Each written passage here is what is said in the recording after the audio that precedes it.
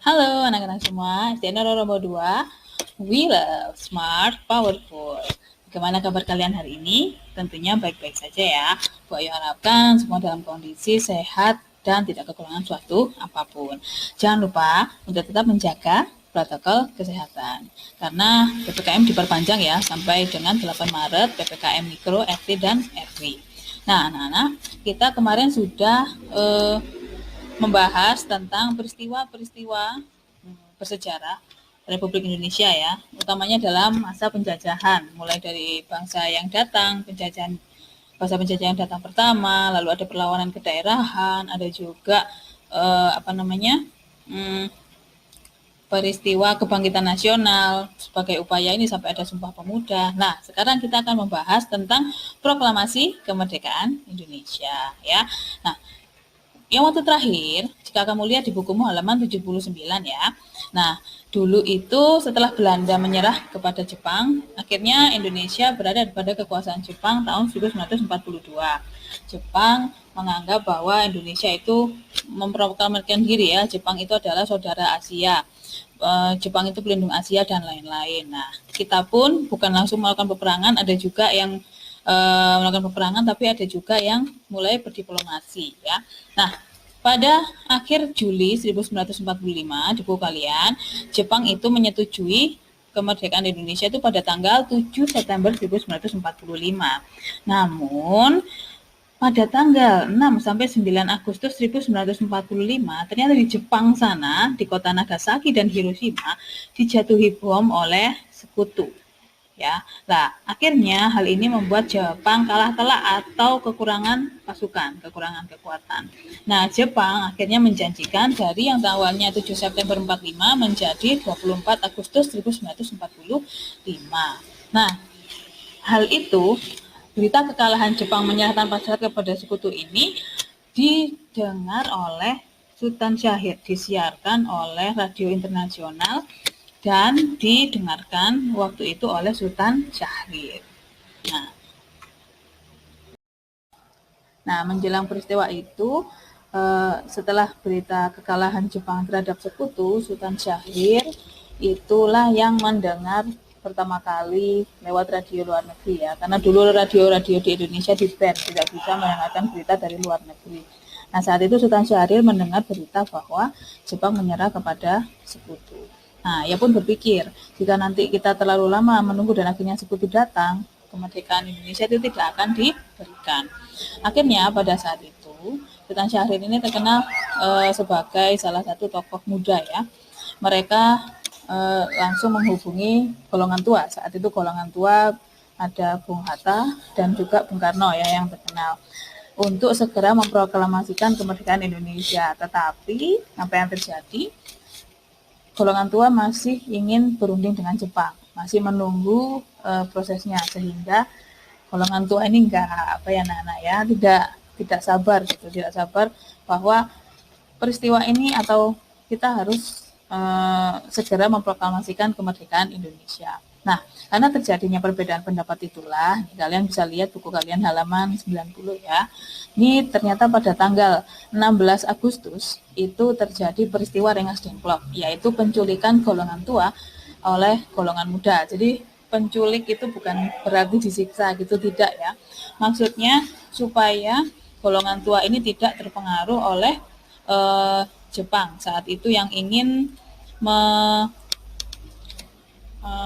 mengulur-ulur kemerdekaan Indonesia. Nah, bila kalian lihat di sini, inilah yang menjadi rumah milik Jiao Kesyong di Kampung Bojong, Rengas Dengklok, Jawa Barat ya. Inilah rumah yang menjadi saksi pada tanggal 16 Agustus 1945 kedua pimpinan negara kita, Bung Karno dan Bung Hatta. Bung Karno saat itu bersama Ibu Fatmawati dan juga Guntur Soekarno Putra diasingkan ke tempat ini yang jauh dari Jepang ya, sehingga tidak ada mempengaruhi. Siapakah golongan muda itu? Nah, tokoh-tokoh yang disebut golongan muda ini beberapa namanya, nih, antara lain Soekarni, Khairul Saleh, Yusuf Punto, Muwardi, Sodanjo Singgi, Wikana, Sayuti Melik, Sudiro, PM Diah, dan lain-lain ya. Ini termasuk golongan muda. Sedangkan untuk golongan tua itu diwakili oleh yang paling terkenal yakni Bung Karno dan Bung Hatta. Ya, nah ini saat Sejando Singgi ini terjadinya foto ini adalah terjadinya perundingan di Rengas Dengklok itu. Jadi penculikan itu bukan berarti diculik dan disiksa, bukan, tapi supaya golongan tua dan golongan muda ini bisa rapat dan menghasilkan satu keputusan. Akhirnya pada tanggal kejadian Rengas Dengklok itu pada tanggal 16 Agustus ya, 16 Agustus 1945. Nah, setelah diculik, nah akhirnya mereka terjadi kesepakatan dan akhirnya setuju untuk memproklamasikan kemerdekaan. Nah, rombongan Soekarno-Hatta sampai di Jakarta pada pukul 11 malam, ya, sehingga di rumah masing-masing, dan setelah itu menuju ke rumah Laksamana Tadashi Maeda yang ada di Jalan Imam Bonjol nomor 1 Jakarta. Nah, mengapa di rumah Laksamana Tadashi Maeda? Kan dia orang Jepang, nggak takut kalau nggak takut kalau dipengaruhi lagi. Nggak, karena Laksamana Maeda ini terkenal pro Indonesia. Pro Indonesia itu maksudnya ini memberikan yang terbaik untuk Indonesia. Gitu. Ya, disinilah terjadinya penandatanganan teks perumusan teks proklamasi sampai dengan penandatanganan teks proklamasi yang selesai pada tanggal 17 Agustus jam 4 pagi. Ya, jadi pembuatan perumusan proklamasi dan penandatanganannya di rumah Laksamana Tadashi Maeda, Jalan Imam Bonjol 1 Jakarta. Nah, setelah itu dibacakan oleh Soekarno, Bapak Insinyur Soekarno di rumahnya di Jalan Pegangsaan Timur nomor 56 Jakarta pada tanggal 10 pagi. Pada jam 10 pagi, tanggal 17 Agustus. Nah, kalian sering ya, kalau dulu kita sebelum corona ini kan menghadiri upacara proklamasi. Nah, itu tadi ya, anak-anak. Jadi, waktu kamu ingat waktu ada upacara detik-detik peringatan proklamasi. Ketika yang ada kita biasanya sebelum masa pandemi kan upacaranya ada di mana? Stadion ya. Nah, biasanya kenapa kok dimulainya itu jam 10? Nah, ini ternyata alasannya karena proklamasi itu dibacakan oleh Insinyur Soekarno di Jalan Pegangsaan Timur 56 pada pukul 10. Itu alasannya. Nah, apa saja sih yang terjadi saat proklamasi itu? Bisa kalian lihat di halaman 80 ya. Nah, di sini peristiwa pembacaan proklamasi tanggal 17 Agustus 1945. Jadi ada acaranya. Yang pertama adalah pembacaan teks proklamasi kemerdekaan Indonesia yang dilakukan oleh Soekarno. Nah, isinya apa? Nah, ini ya. Bisa kalian lihat, proklamasi kami bangsa Indonesia dengan ini menyatakan kemerdekaan Indonesia. Hal-hal yang mengendai pemindahan kekuasaan dan lain-lain diselenggarakan dengan cara saksama dan dalam tempo yang sesingkat-singkatnya.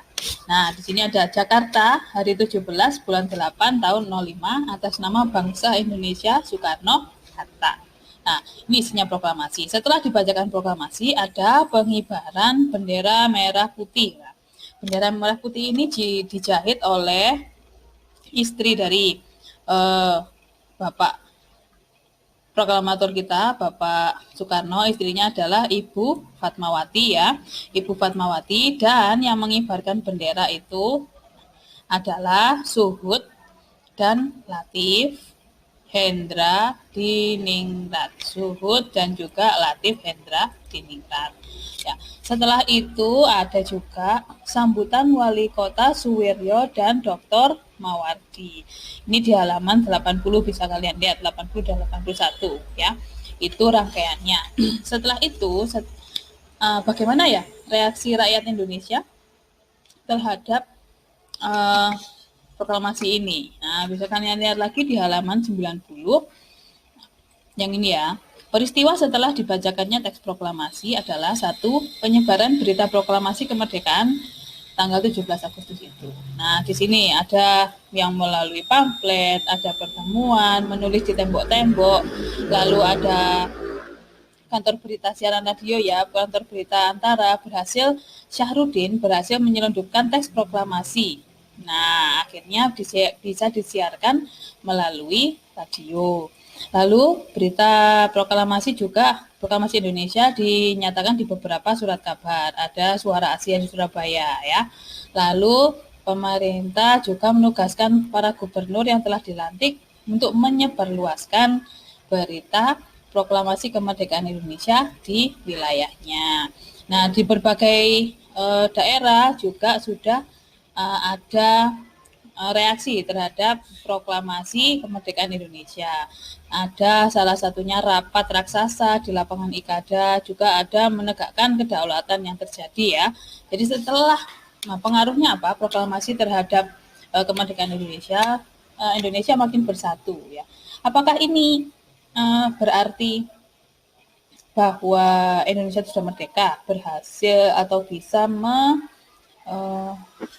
mengatur negaranya sendiri tanpa campur tangan pihak asing? Ternyata belum ya, ternyata belum. Nah, yang kemarin sudah Bu Ayu coba, kamu kan kemarin sudah diberi tugas untuk mengungkapkan bagaimana perasaanmu, atau apakah proklamasi itu sudah menjamin bahwa kita bisa mengatur negara kita sendiri? Ternyata tidak ya, sudah sebagian besar anak-anak menjawab tidak. Bisa kalian lihat di halaman 100 ya. Nah, di sini di halaman 100 itu ada peristiwa heroik Yogyakarta ya, yang tentang Jepang, peristiwa heroik Surabaya, heroik Semarang, dan lain-lain. Jadi peristiwa ini terjadi setelah proklamasi kemerdekaan. Ternyata kita masih harus berjuang ya. Nah, kita kembali lagi ya, ternyata setelah proklamasi kemerdekaan itu bukanlah titik akhir dari penjajahan bisa hengkang dari bumi Indonesia ya. Terbukti dari beberapa peristiwa, ada di Yogyakarta, peristiwa heroik Surabaya, Semarang, Aceh, Bali, Sumbawa, Kalimantan, semua itu masih istilahnya menyingsingkan lengannya atau berperang untuk bisa mempertahankan proklamasi kemerdekaan Indonesia. Jadi pada saat ini, walaupun proklamasi itu merupakan pernyataan bahwa kita itu merdeka, tapi ternyata anak-anak belum bisa mengusir atau tidak menjamin bahwa penjajah itu sudah hengkang dari bumi Indonesia. Terbukti dari peristiwa heroik yang bisa kalian lihat di halaman 100 ini tadi ya. Nah, kemarin sebagian besar jawabannya benar. Ya, ada juga yang menjawab sudah, bangsa Indonesia sudah merdeka, tidak ada yang tidak ada penjajah yang ini. Tidak ya, masih ada. Itu nanti ada di video selanjutnya. Nah, anak-anak, hari ini kita sudah mempelajari tentang proklamasi kemerdekaan, sebelum proklamasi, sesudah proklamasi, termasuk peristiwa-peristiwa heroik dalam mempertahankan proklamasi kemerdekaan Indonesia. Nah, setelah ini anak-anak diharapkan bisa mengerjakan tugas yang Ibu share di Google Classroom, dan apabila ada pertanyaan tetap bisa menghubungi Bu Ayu ya, atau Pak Dwi, silakan. Nah, ini semoga video dari Bu Ayu ini membantu pemahaman anak-anak dalam memahami peristiwa seputar proklamasi kemerdekaan Indonesia. Sampai jumpa anak-anak, dadah, sampai jumpa pada video selanjutnya, tetap semangat.